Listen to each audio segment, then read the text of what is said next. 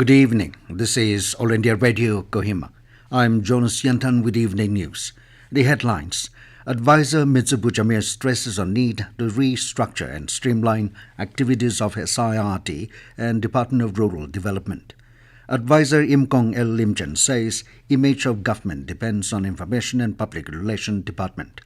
Defense Minister says country's armed forces are capable to counter every situation apart from their duties at a border. And 6-week-long special induction training for Nagaland Civil Service Probationers 2023 batch begins. Now the news in detail.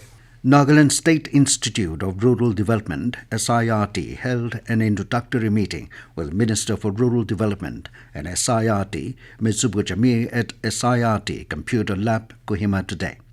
Addressing the officers and staff, Metsubo stressed on the need to restructure and streamline the activities of SIRT and Department of Rural Development so that the two departments complement each other and work hand in hand towards a common goal. He said that SIRT must expand their activities through assimilation and diversification of more programs of the Department of Rural Development. He also encouraged the department to enhance their media and printing facilities so as to facilitate the increasing need for publications and training materials. The minister added that the department should take up activities to sensitize the public regarding the activities of the department. Nagaland State Department for Information and Public Relations, DIPR, held a facilitation program for its advisor, Imkong L in Kohima today.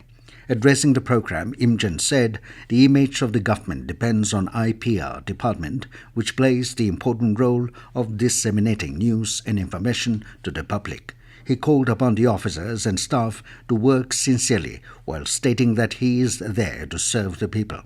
Director of DIPR, Zivunyo Tenyo, briefed the advisor about the structures of the department from the directorate to the information centers across the state.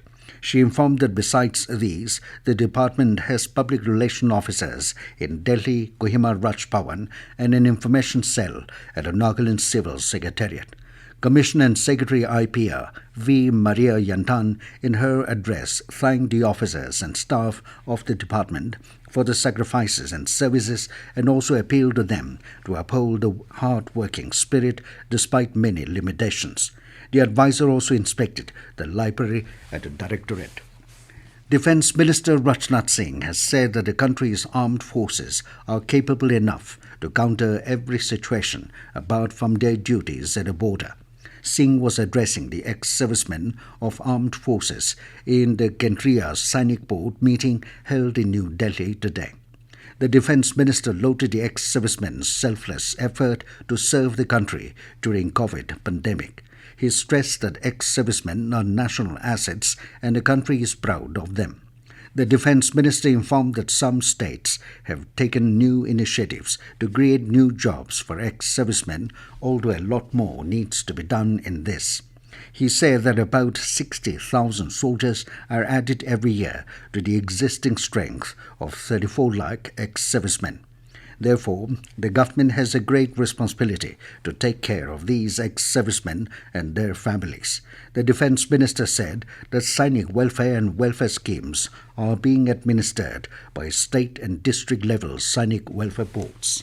The inaugural function of the 6-week-long special induction training for Nagaland Civil Service Probationers 2023 batch was held at Kohima today. Addressing the probationers, Secretary to the Government of Nagaland, PNAR Aguno S. Miyase, said that the training modules has been modified and designed with special emphasis on the state and emphasized that the training is expected to be very beneficial for the new officers. She said in this training, the resource person and the experts will be covering all the important topics and current issues as well as soft skills for the officers. Mayase appealed to the officers to rededicate themselves and hope that this training session will make the officers a better public servant to serve the people. This news comes to you from All India Radio, Kohima. You can also listen to this news bulletin on News on Air app and YouTube channel AIR News Kohima. In a special series, All India Radio brings you excerpts from the Prime Minister's Man Ki Baat. This is how our Prime Minister connects with millions of countrymen with the program Mann Ki Baat, aired on the last Sunday of every month on All India Radio. This series, which started on October 3rd, 2014, will complete its 100th episode in April 2023. In the 54th episode of this special program, let's listen to those excerpts in which the Prime Minister spoke about conserving rainwater. No sooner than the summer season approaches and we start facing water shortage. The nature gives us the beautiful gift of water in the form of rains. But unfortunately, we do not put it to good use. If we harvest rainwater wisely, then it will not be wasted and there will be no cause for the world to face water crisis. In the first episode of the Mann Ki Baat program, in his second term in office on 30th June 2019, the Prime Minister expressed his views on the problem of water shortage. पानी की कमी से देश के कई हिस्से हर साल प्रभावित होते हैं। आपको आश्चर्य होगा कि साल भर में वर्षा से जो पानी प्राप्त होता है, उसका केवल 8% हमारे देश में बचाया जाता है। सिर्फ 8%। अब समय आ गया है इस समस्या का समाधान निकाला जाए। मुझे विश्वास है हम दूसरी और समस्याओं की तरह ही जन भागीदारी से, जनशक्ति से 130 करोड़ देशवासियों के सामर्थ्य, सहयोग और संकल्प से इस संकट का भी समाधान कर लेंगे। The special Mann Ki Baat series can be heard every day in the morning and evening bulletins. Skill Development and Entrepreneurship Minister Dharmendra Pradhan today launched the digital version of the Employability Skills curriculum for students enrolled in India's industrial training institutes in New Delhi. It aims to bring together government skills training institutions, civil society organizations, industry and corporate social responsibility partners to help young people acquire critical skills for the future. Speaking on the occasion, Pradhan said the government is focusing on establishing a skill-based learning structure that complements knowledge-based learning among students. He said the government is building a robust digital infrastructure that will contribute to making a future-ready workforce. Pradhan said there is no dearth of talented people in the country. The Union Minister said if the companies will invest in human resource, then their profitability in business will increase. Union Minister of Tourism, Culture and Development of North Eastern Region, G. Kishan Reddy, today said that the centre has spent 5 lakh crore rupees in the last 8.5 years in the North Eastern region. Speaking at the program in Agartala, Reddy said government is committed to bring in a world-class infrastructure in the Northeast. He has said that the nearly 78 crore rupees are being spent on railway projects in the Northeast.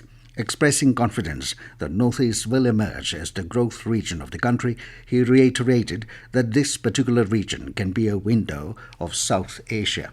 Longlang District Division of Agriculture Department, under the Sub-Mission on Agricultural Mechanization Scheme 2022-23, today distributed farm machineries to farmers.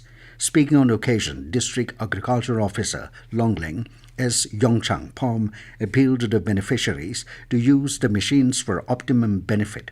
He also encouraged them not to leave the machines unattended after use, but to take good care by timely applying oil to it for smooth functioning. Indian Railway Catering and Tourism Corporation Limited and North East Frontier Railway will launch its first Bharat Gaurav tourist train from Dibrugarh on May 27 under Ek Bharat, Shresth Bharat, governing popular religious tourist circuit. Addressing media persons at Dimapur Railway Station today, Chief Supervisor for Tourism IRCTC Guwahati S. Khombung informed that the entire tour will take 10 nights and 11 days and will cover Ayodhya, Sri Mata Vaishno Devi, Prayagraj and Varanasi. The 14 coaches train consist of 8 sleeper class and 3 AC3 coaches with pantry cars. The booking can be done online on www.irctctourism.com directly, which will also have a EMI facility. Kopung said the Indian Railways is providing approximately 33% concession for promotion of rail tourism under Bharat Gaurav train scheme. And now 20 news, here are the main points again. Advisor Metsubo Jamir stresses on the need to restructure and streamline activities of SIRT and Department of Rural Development. Advisor Imkong L says image of government depends on information and public relations department. Defense Minister says country's armed forces are capable to counter every situation apart from their duties at a border. And 6-week-long special induction training for Nagaland Civil Service Probationers 2023 batch begins. That is all we have in this evening news bulletin. Good night.